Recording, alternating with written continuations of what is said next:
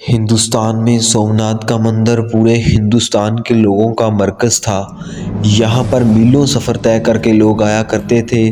یہاں پر سونے کے بنے ہوئے بت اور مورتیاں بھی نصب کی ہوئی تھیں، اور اس مندر کی خاص بات مورتی کا ایک خاص جادو تھا، جس کی وجہ سے بڑے بڑے لوگ اس کی طرف متوجہ ہوتے تھے۔ کئی سکھ اور عیسائی بھی اپنا مذہب بدل لیا کرتے تھے، اور سومناتھ کا مندر دیکھ کر لوگ ہندو مت کو قبول کر لیتے۔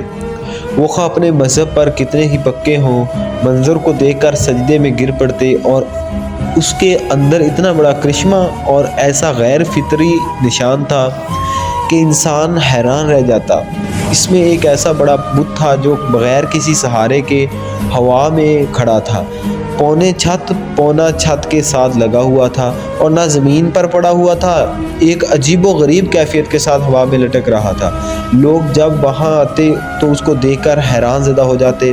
پھر ہندو پنڈت خوب کمائی کیا کرتے تھے کہ اس خاص بت کے لیے پیسے دو اور ہیرے جواہرات اس پر چڑھاؤ تو تمہاری مشکلات حل ہو جائیں گی، تمہارے مسائل ختم ہو جائیں گے۔ یہ ایک بہت بڑا ڈیوو ہیکل بت تھا جس کا پیٹ بہت بڑا تھا۔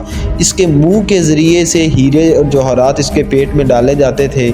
پھر جب مندر خالی ہو جاتا تو 2 یا 3 ہفتوں کے بعد اس مورتی کے پیچھے کمر کے رستے سے تھا، جس کو کھول کر اس سے سونا چاندی کے زیورات کو نکال لیا جاتا، مگر لوگ یہی سمجھتے تھے کہ ہمارے دیے ہوئے خزانے بھگوان کے پاس چلے جاتے ہیں، اور بدلے بھگوان ہمارے مسائل کو حل کر دیتے ہیں۔ سلطان محمود غزنوی نے اس علاقے کو فتح کیا۔ جب وہ اپنے مفتوحہ علاقے میں سے اس مندر میں پہنچا تو بلا جھجک بتوں کو پاش کرنا شروع کر دیا۔ بڑی بڑی کلہاڑیوں سے بتوں کو گرایا جا رہا تھا، اور سلطان محمود غزنوی بھی تلوار سے بتوں پر وار کر رہے تھے۔ ابھی آدھا مندر ہی بتوں سے پاک ہوا تھا کہ بقیہ کو دوسرے دن پر چھوڑ دیا گیا۔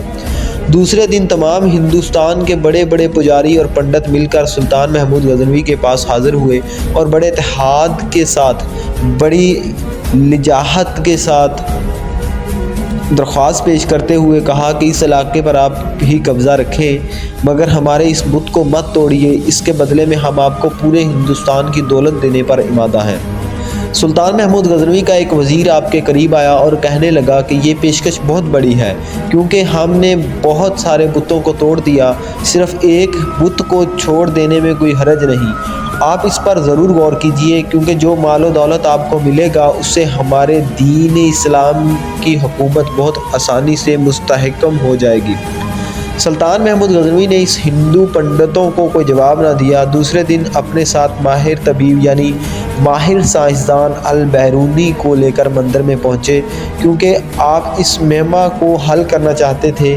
جب آپ وہاں تشریف لے گئے تو بت کو چاروں طرف سے گھوم کر دیکھا، کوئی پتری چیز یا کوئی بھاری چیز یا کوئی معمولی سا سہارا بھی نظر نہ آیا جس پر بت کو ٹھہرایا گیا ہو، یا جس کے ذریعے سے بت کو ہوا میں لٹکایا گیا ہو۔ سلطان بہت حیران ہوئے اور البیرونی کا ذمہ لگایا کہ آپ اس کا معائنہ کریں اور اس کی وجہ ڈھونڈیں کہ اس بت کو ہوا میں کس طرح ٹھہرایا گیا ہے۔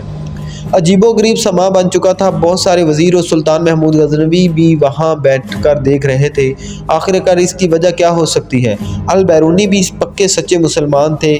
انہوں نے بڑے غور و غض سے بت کو دیکھنا شروع کیا، قریب جا کر بت کو چھو کر بھی دیکھا، اور چاروں طرف سے بغور دیکھتے بھی رہے۔ آخرکار ان کے سمجھ میں یہ راز آ ہی گیا، اور وہ بڑی فاتحانہ مسکراہٹ لے کر بادشاہ کے سامنے حاضر ہوئے اور کہا، اور بڑے ہی ادب سے عرض کیا، حضور، اس بت کے دائیں جانب دیوار کے اوپر والی اینٹیں اگر نکال دی جائیں تو آپ کے سامنے اس معمہ حل ہو جائے گا۔ سلطان، جو کافی دیر سے تحقیق کرتے ہوئے دیکھ رہا تھا، وہ گہری سوچ میں پڑ گیا اور اپنے ایک وزیر کو حکم دیا کہ جن اینٹوں کی طرف البیرونی نے اشارہ کیا ہے وہ فوراً نکال دی جائیں۔ جب اینٹیں نکلیں تو بت کا راز فاش ہو گیا، کیونکہ دائیں طرف والی دیوار سے اینٹیں نکالی گئیں تو وہ دائیں جانب سے زمین کی طرف جھک گیا۔ ابھی وہ زمین پر گرا نہیں تھا، مگر اس کی ایک طرف بالکل نیچے کی طرف جھک گئی۔ یہی چیز پہلے سے بھی زیادہ حیران کن تھی کہ اینٹوں کا بت سے کیا تعلق ہے۔ سلطان نے البیرونی کو بلا کر پوچھا کہ اس پہری سے راز پردہ اٹھائیں اور ہمیں بتائیے کہ آپ تحقیق کی گہرائی تک کیسے پہنچے۔ البیرونی نے بتایا کہ حضور در حقیقت یہ سارا بت بہت اعلیٰ قسم کے لوہے کا بنا ہوا ہے۔ یہ ایسا بت ہے کہ جو مقناطیس کی طرف خوب کھینچتا ہے۔